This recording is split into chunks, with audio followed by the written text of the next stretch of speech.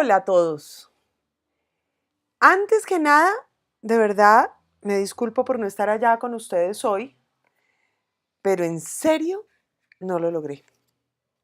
Se me presentó un inconveniente y no voy a poder estar presente en ese salón, pero voy a intentar hacer uso de las tecnologías de la información y las comunicaciones para hablarles un poco sobre las formas no democráticas de gobierno. Y entonces he diseñado esta clase un poco en método cartesiano, en metodología FIGRI, para intentar ver mostrarles otra forma de utilizar la metodología FIGRI que sirve casi que para todo en la vida, ¿verdad? Entonces, como les decía en la clase anterior, de la democracia sabemos más bien poco porque es una forma relativamente nueva de gobierno. Llevamos 21 por este lado, 6 por el otro, 27 siglos en los que hemos documentado la evolución de la organización política y de la vida política de los seres humanos. Solamente un siglo y 3/4 hemos tenido democracia. Es decir, la gran parte de la historia política de la humanidad, por lo menos de la que tenemos documentada, se ha desarrollado bajo formas no democráticas de gobierno. Y por eso es tan importante estudiarlas. Y entre todas las formas no democráticas de gobierno nos vamos a centrar hoy en el autoritarismo. ¿Por qué? Porque es un peligro. Y porque es un peligro latente. No hablamos de estados, de monarquías absolutistas, por ejemplo, porque esas pues ya no están. Y cada vez es más difícil que se den. En cambio, el autoritarismo existe y es real. Vamos a estudiarlo para ver bien, para identificarlo, diferenciarlo y conocer los riesgos a los que nos exponemos en este momento. Así que arrancamos. Sobra decirles que si quieren este video, se los mando, así que frescos. Vamos. Decíamos que cuando dos seres humanos están juntos, ya podemos hablar de política. Siempre que haya más de dos personas y existe alguna suerte de organización política, es decir, alguna relación de poder, entonces ahí podemos hablar de política, ¿no? Y decíamos que las organizaciones humanas, más allá de las organizaciones, las colectividades humanas, que son una sumatoria de seres humanos que se unen para hacerse la vida más fácil, porque es más fácil jugar fútbol con otros 22 personajes que jugar solito. Es más cómodo vivir en sociedad que vivir solo, pero vivir en sociedad, como bien decía Hobbes, implica riesgos muy importantes y esos riesgos están dados por la libertad que todos tenemos, que nos es inherente, con la que nacemos. Y por eso decía Aristóteles, unos siglos antes que Hobbes, que vivir en sociedad implica renunciar a los vanos placeres de la libertad. ¿Bien? Entonces los seres humanos se organizan para lograr convivir, para que de esa organización política resulte algo bueno. Ese algo bueno le decimos bien común y es el bienestar de toda la comunidad, lo que los lleva por el rumbo de la felicidad colectiva, del bienestar colectivo. Hoy a eso le decimos desarrollo, ¿cierto? Pero entonces los seres humanos que renuncian a sus libertades y renuncian a el uso del poder para que esa convivencia sea posible y sea sana, se organizan. ¿Y cómo se organizan? Se organizan en formas de gobierno, es decir, en formas de controlar comportamientos. Eso es gobernar, acuérdense. Una forma de gobierno, entonces, es una forma de controlar comportamientos. ¿Qué comportamientos se deben controlar? Si recuerdan nuestra clase de poder, esos comportamientos son los que ponen en riesgo a toda la sociedad. En principio, no todos los comportamientos de los ciudadanos son susceptibles de ser controlados por el gobierno, pero sí aquellos que pueden poner en riesgo la vida y la paz y el desarrollo, o es decir, el bien común, en una comunidad política. ¿quién define cuál es el bien común? Esa es la gran pregunta de la posmodernidad. Pero también podríamos decir, ¿quién define entonces cuáles son los riesgos, cuáles son los comportamientos que pueden llevar al riesgo a esa comunidad, que pueden atentar contra el bien común? Pues bien, esos riesgos también los define la propia comunidad, porque está fundamentada en su sistema de valores, lo que cada organización política cree que es bueno o es malo. Entonces, esos valores del bien y del mal no, del mal, bueno, depende del mal, pero en principio del mal, esos determinan qué es lo que no se puede hacer, qué es lo que pone en riesgo a una colectividad. Entonces, en una sociedad musulmana no está bien comer cerdo porque atenta contra sus valores, que sí, efectivamente están dictados por la religión, pero eso no pasa en todas las sociedades. En una sociedad de punquetos, como vemos en, en esta foto, seguramente comer cerdo no sería un problema. Pero en una sociedad Amish, como acá, entonces el riesgo está en la tecnología, porque esa comunidad, esa estructura de valores entiende que eso es un peligro para la convivencia de la sociedad. Y así podríamos seguir hasta llegar a sociedades muy avanzadas, muy librepensadoras. Siempre depende de los valores de cada comunidad la comprensión, el entendimiento de qué es un riesgo. Y entonces, en esa medida, qué valores deben ser controlados para evitar que la sociedad misma se ponga en riesgo. Entonces, esas organizaciones políticas se fundamentan, como ustedes ya saben, porque ya lo habíamos hablado antes, el gobierno tiene dos herramientas para hacer cumplir sus órdenes. Es decir, cada sociedad organizada cuenta con dos instrumentos maravillosos que le permiten prever que toda la sociedad va a seguir los cánones que comúnmente se han establecido por esa estructura de valores. Y esas dos herramientas son la ley y la fuerza. Hasta ahí, solo repaso de lo que hemos visto. Pero entonces, ustedes ya deben intuir que hay dos formas de gobierno. Hay un montón, pero nos vamos a centrar en dos antípodas muy interesantes y además muy actuales, muy coyunturales. La democracia por un lado, que ya la vimos, ya hemos trabajado sobre ella, y la dictadura por otro lado. Bien, la dictadura se opone a la democracia, pero dictaduras hay de varios tipos y nos vamos a concentrar en dos fundamentalmente, en el totalitarismo y en el autoritarismo. Sé muy bien que ustedes ya han venido trabajando no solamente en cátedra, sino también para preparar sus análisis fílmicos y algunos de los trabajos que han venido haciendo para esta clase en este par de formas de gobierno que nacen ambas en el periodo entre guerras, pero que se han venido expandiendo a partir de ello. Incluso uno podría pensar que hay algunos rasgos de estas formas de gobierno antes, pero las hemos nombrado a partir de todo el caos internacional que surge después de la Primera Guerra Mundial. El totalitarismo, como su nombre lo indica, es una forma de gobierno que busca controlar totalmente a la sociedad. En esta forma específica de gobierno se difunde la frontera entre lo que es público y lo que es privado. Y entonces el gobierno termina controlando comportamientos que son entendidos como de la esfera privada de los seres humanos. Un ejemplo tradicional es la China de Mao.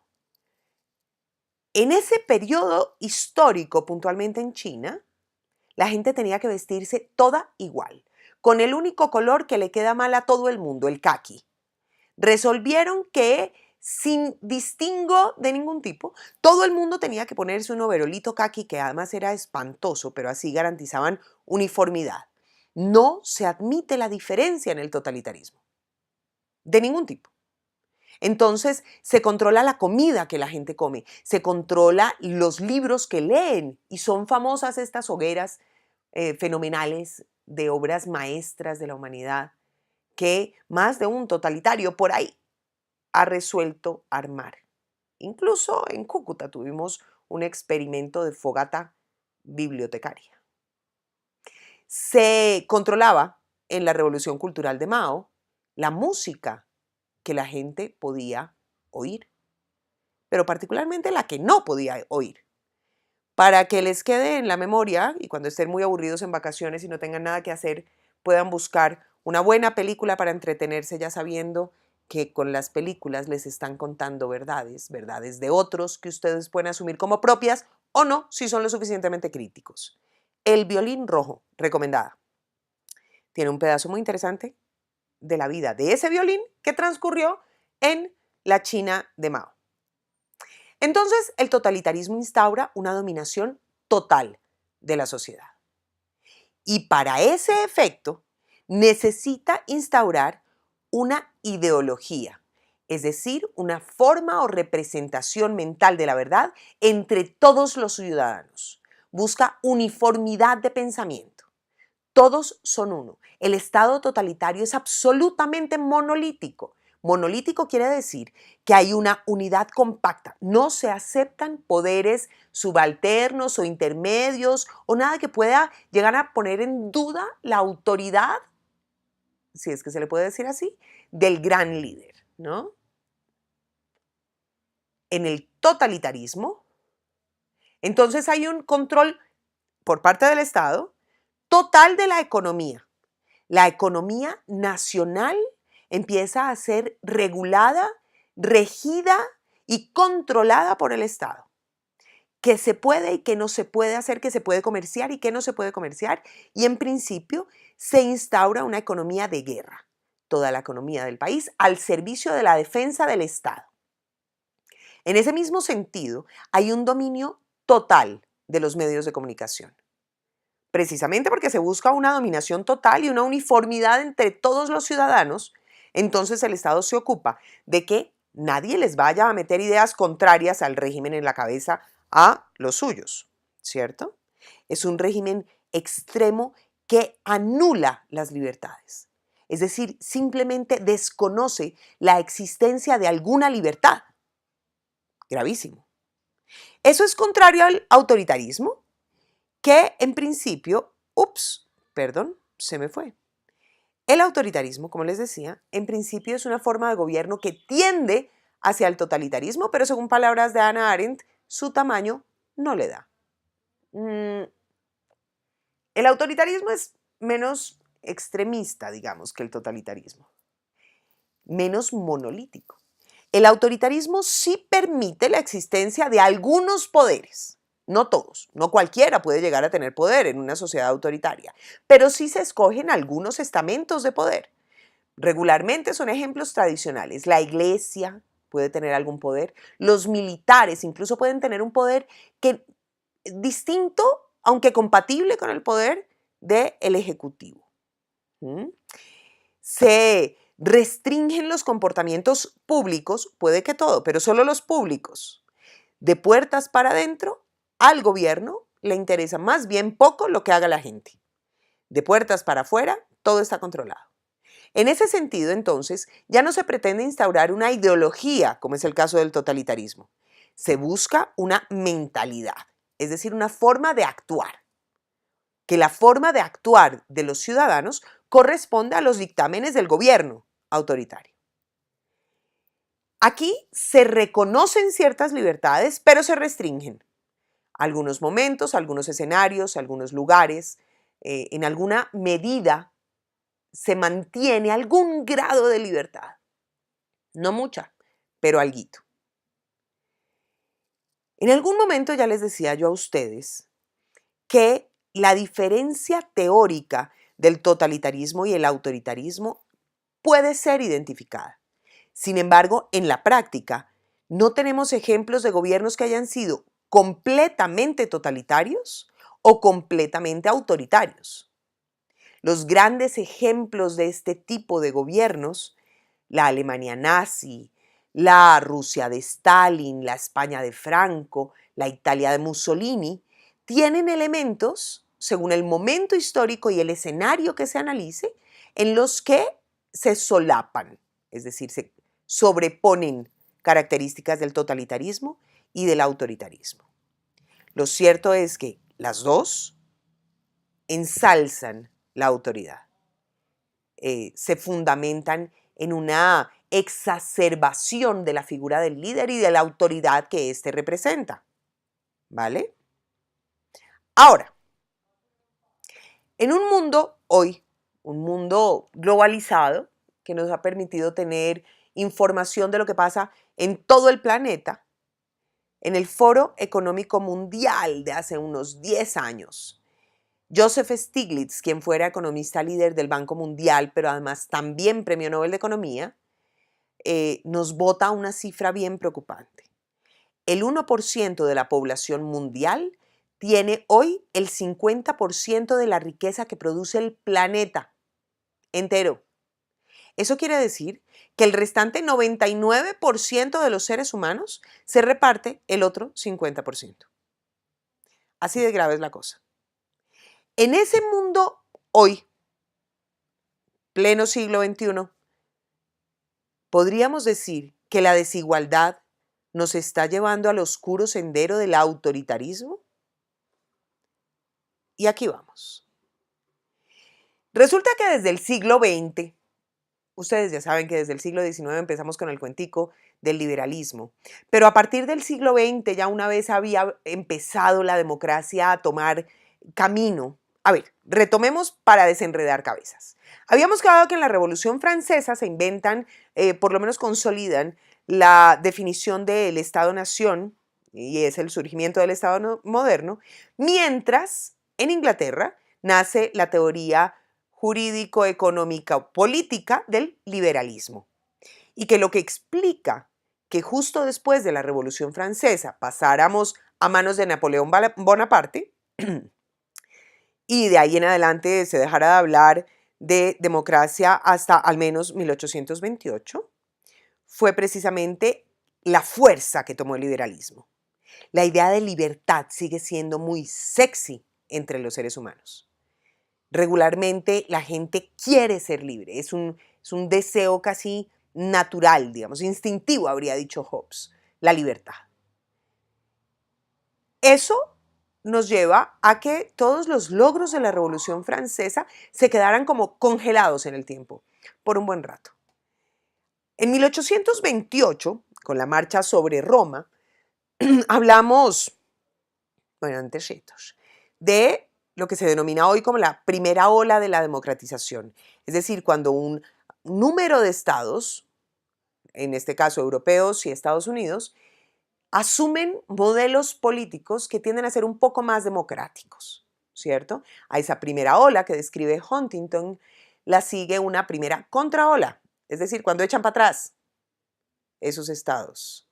Y luego una segunda ola de la democratización, que se conoce como la Grande o Extensa, que coincide con el periodo de post-Segunda Guerra Mundial, que también es precedida por una segunda contraola, y Huntington llegó hasta una tercera ola de la democratización, que ya viene gracias a la independencia de un montón de países de África y la caída del muro de Berlín, y ya cuando un montón de estados asumen modelos un poco más democráticos.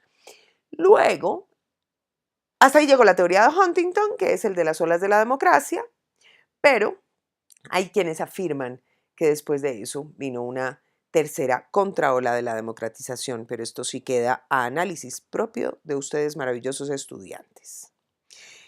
Todo esto es para decirles que en el siglo XX toma una fuerza enorme la lucha por los derechos ciudadanos, la lucha de los seres humanos por ganar espacio y por ganar libertad. La libertad se convierte en un objetivo político a alcanzar. Es incluso tal vez el objetivo político más importante del siglo XX. Luchamos contra la esclavitud, luchamos contra la discriminación por género, que empieza entendiendo esa lucha como hombre-mujer, pero que hoy ha tomado nuevas aristas, y planteamos la lucha por la igualdad frente a la diversidad sexual. Planteamos también la lucha por la igualdad de razas. Nadie debe ser discriminado por cuenta de la raza, su preferencia sexual, su credo. Buscamos que cada quien pueda ser libre de expresar lo que es y lo que quiere sin que encuentre barreras innecesarias en la sociedad. En el siglo XX, entonces, en el marco de esa lucha, desaparecen poco a poco los estados de bienestar, que son aquellas formas de organización política que procuran el bienestar de sus ciudadanos. Ojo, aquí no se me vayan a confundir. El objetivo del Estado, de cualquiera de ellos, de cualquier forma de gobierno en últimas, es buscar el bien común. Esa cosa etérea y que todavía no tenemos muy clara la receta de cómo identificarla, que conocemos todos como el bien común. Ese es el objetivo. Pero ahora, el estado de bienestar, además de tener ese objetivo hacia afuera, hacia el futuro, el camino de acción es encontrar y alcanzar el bien común. Adicionalmente, mientras tanto, para encontrarlo, busca el bienestar de sus ciudadanos. Tenemos el gran ejemplo de los estados nórdicos en Europa, en los que el Estado entendió que los seres humanos para sobrevivir necesitan salud, entonces la salud es universal y es gratuita. No importa si uno es turista o no es turista, si se enferma lo atienden. Pero también entendieron que la gente necesita un techo, entonces hay vivienda para la gente. Hay educación universal y gratuita, hasta el postdoctorado, todo lo que quieran estudiar se les paga. Hay comida para los seres humanos, hay movilidad, hay servicios públicos básicos, todo eso lo provee el Estado. Pero entonces, como lo provee el Estado, entonces se anula la posibilidad de que otros lo provean, ¿no? Entonces, es el Estado quien provee, quien garantiza la salud. Eso es un monopolio estatal, pero es un monopolio. Nadie más puede hacerlo, ¿no? Y la gente empieza a reclamar su derecho de montar empresa. Montar empresas de salud, empresas de educación, empresas de servicios públicos, empresas de vivienda, muchas empresas. Entonces, ese ansias de libertad básicamente económica, pero que evidentemente tiene sustento en el interés de los ciudadanos, lleva a que se caigan esos estados de bienestar y que al caerse los estados de bienestar se caiga también ese sentimiento de protección. Si uno es un ciudadano en un estado de bienestar, puede tener la tranquilidad de que si en algún momento cae en desgracia y no tiene con qué pagar el arriendo, tranquilo, hay un seguro de desempleo, ¿no? El Estado le va a proveer el dinero que usted necesita para pagar el arriendo y el mercado. Y si se enferma y no tenía medicina prepagada, no se preocupe, porque el Estado le va a usted a dar salud. En los estados liberales eso no pasa, porque hay libertad de empresa, lo que implica que el Estado deja de ser proveedor, entonces se pierde la protección del Estado. La garantía que permitía que los seres humanos estuvieran relativamente seguros y protegidos se cae porque aumenta su grado de libertad, ¿no? Ya decía Foucault que el primer criterio de la libertad es poder privar a otros de esa libertad. Mejor dicho, ¿vale la pena ser libre de caminar en la luna si otros no son libres de caminar en la luna? Si no, no tiene ningún sentido, ¿no? Es un poco la libertad de poseer una estrella. Uno podría pensar en comprarse una estrella bien bonita siempre y cuando sea de uno, es decir, que se le garantice la propiedad, que los demás reconozcan que uno tiene propiedad sobre esa estrella y que ellos no la tienen.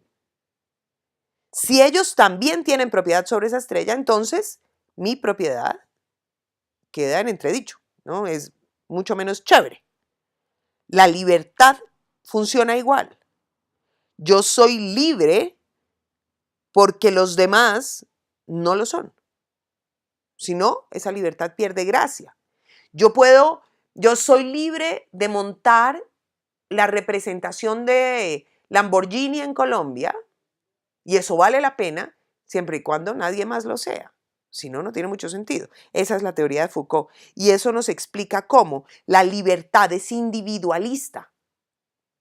El deseo de libertad, a pesar de que se proclame como una necesidad colectiva, como un deseo de todos, puede que sea compartido por todos, pero es un deseo al final individual, ¿no?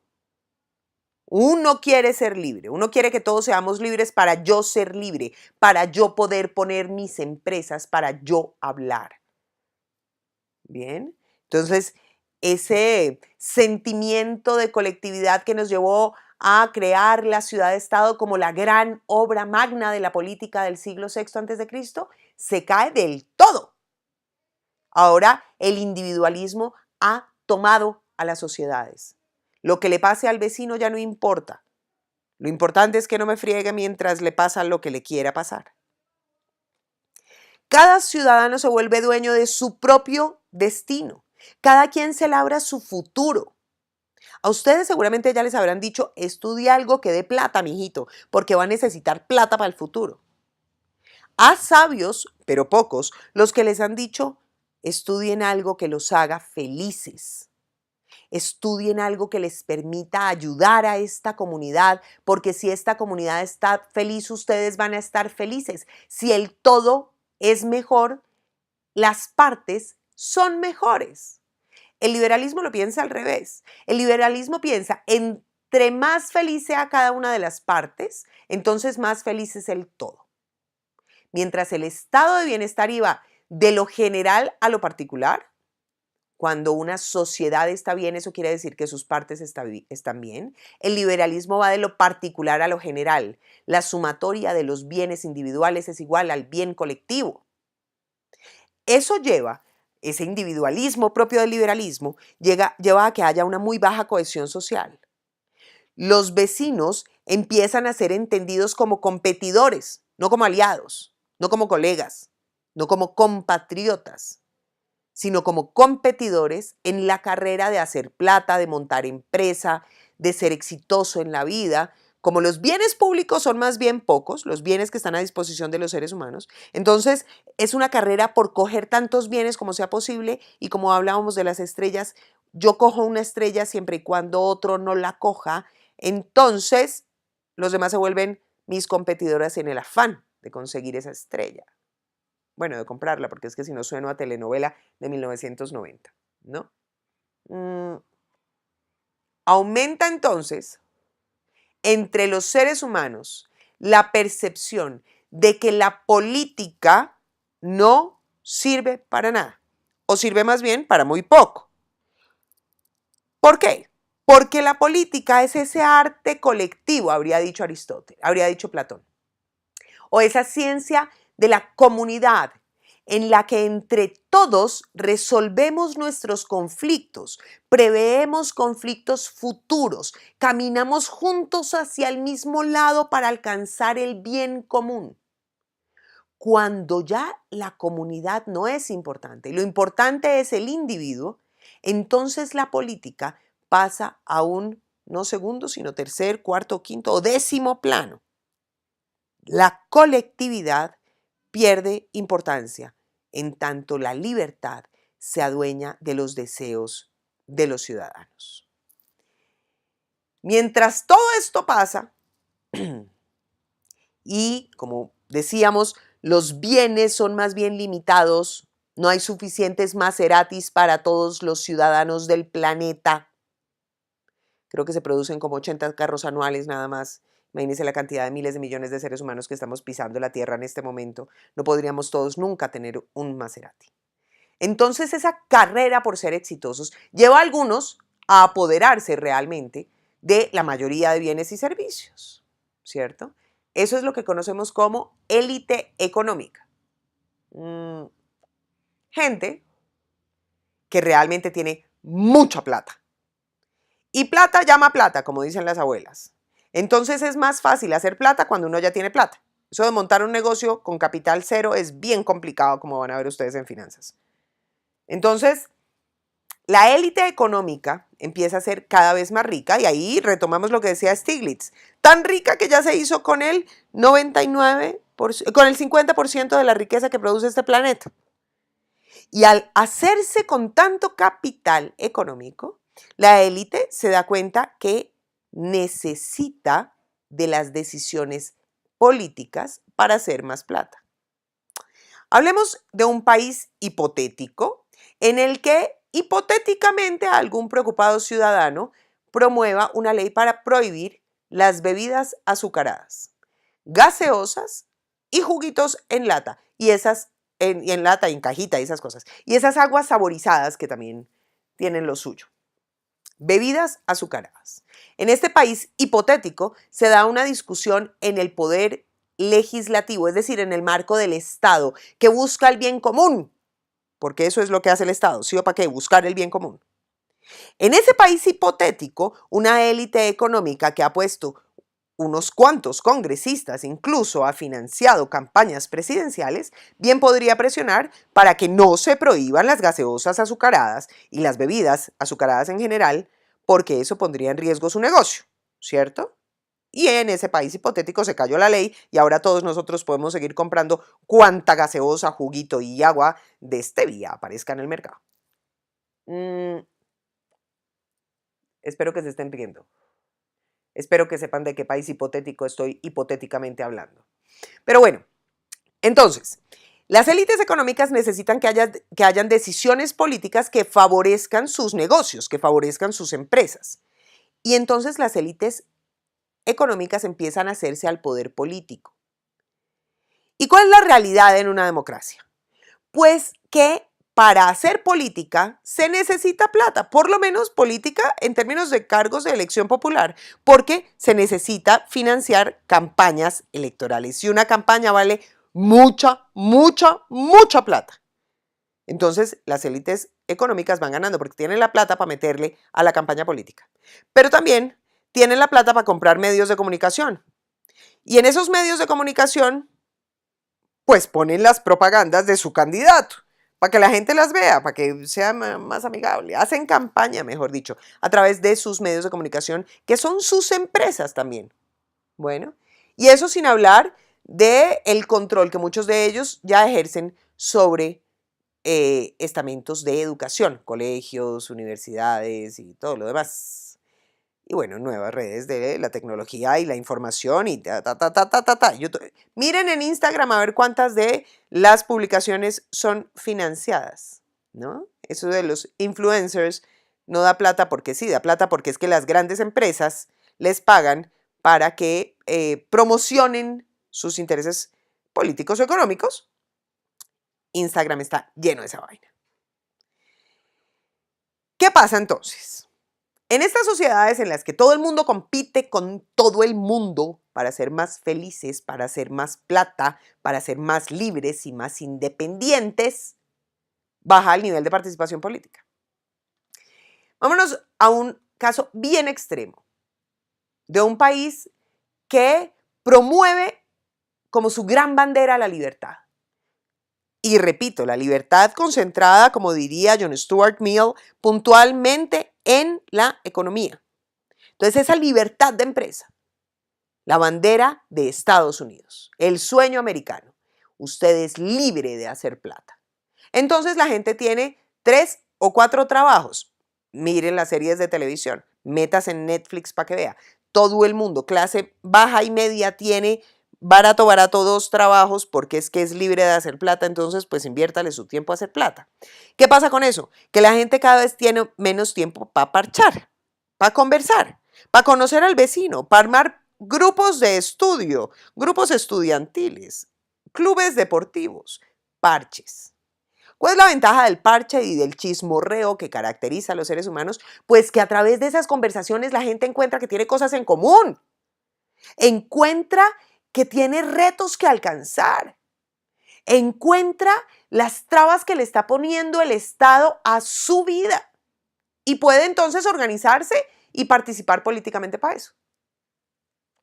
Resulta que en el marco de este afán por la libertad económica y la gente trabajando día y noche, madrugan para atender a los muchachitos, se van al primer trabajo que tienen por la mañana hasta las 4 de la tarde y a las 4 salen para el segundo trabajo en el que le dan durísimo como hasta las 10 de la noche cuando llegan muertos a dormir para levantarse otra vez al otro día a hacerle la comida a los muchachitos y así se les va la vida trabajando y trabajando. La consecuencia de esto es que nunca conocieron al vecino, nunca identificaron sus intereses, su tiempo se limita y se limita solo a trabajar y se reduce su tiempo de vivir y de compartir y de construir colectivamente sueños y de definir en últimas qué es el bien común, ¿no? Entonces su participación política tiende a caer al subsuelo, subsuelo. Cada vez participa menos en política, primero porque no tiene tiempo de saber qué es lo que quiere, qué le interesa, qué es lo que le gustó. Segundo, porque tampoco tiene tiempo para irse a marchar, Oli, o para ponerse a tirarle corriente a montar un movimiento político, o para proponer un proyecto de ley, una iniciativa popular. No hay tiempo para esa vaina, no es que tiene que trabajar. Pero además, porque también siente que la política no es con él, que el gobierno es un montón de gente encorbatada que está por allá en la calle séptima con carrera séptima y lo único que hace es cobrar impuestos y que a usted lo único que le representa la acción política es que tiene que pagar impuestos a la lata. Entonces la política es lejana, pero además agresiva y harta y aburridora, ¿no? Y es tan de malas que justo le ponen ley seca en un mundial que porque hay elecciones y entonces usted que estaba súper emocionado porque iba a ver el partido Colombia-Grecia, le tocó vérselo tomando juguito de mango porque hay ley seca y eso fue una decisión del gobierno que está por allá y que no tiene ni idea qué es lo que quiere la gente y que no le interesa nada y se genera un rechazo enorme a la política y a los políticos y entonces es común que usted oiga hablar de la gente de esa politiquería, no, eso es pura política. ¿Eso qué va a ser otra cosa? Esos políticos son todos iguales. Raro el que todavía entiende que la política es un arte colectivo para gestionar nuestras necesidades y nuestros intereses y es el escenario en el que todos somos felices y libres y podemos ser dueños de nuestro destino. Cada vez es más común que la gente entienda la política como una cosa hedionda. Y eso pasa porque están lejanísimos de la política, porque no participan, porque no tienen tiempo, porque están libres haciendo plática. En esos escenarios, la gente se vuelve vulnerable políticamente. Entonces, cuando hay momentos de crisis económica, por ejemplo, en un hipotético caso, que caigan los precios del petróleo o que haya una devaluación de la moneda local, del peso, por ejemplo, que se encarezcan los precios por inflación. Entonces, la gente que trabaja todo el día ya no le alcanza la plata para nada. O póngale un caso hipotético en el que un país vecino entre en crisis y haya un montón de migrantes que llegan a este país a competir por los mismos bienes que uno ya se estaba agarrando con el vecino para poder hacerse a ellos. Ya era bien complicado conseguirse el tercer trabajo que uno está necesitando horriblemente y ahora llegaron un montón de vecinos migrantes a pelear por ese mismo trabajo y cobran menos. Cuando hay crisis en un estado extremadamente, digamos, poco cohesionado, cuando la gente se siente lejana a la política y además el país entra en crisis, entonces la gente es susceptible del caudillismo. Que llegue cualquiera y le diga, yo creo en ti, juntos lo vamos a lograr. Si me apoyas, tu voz va a ser oída. Vas a poder ir a la finca.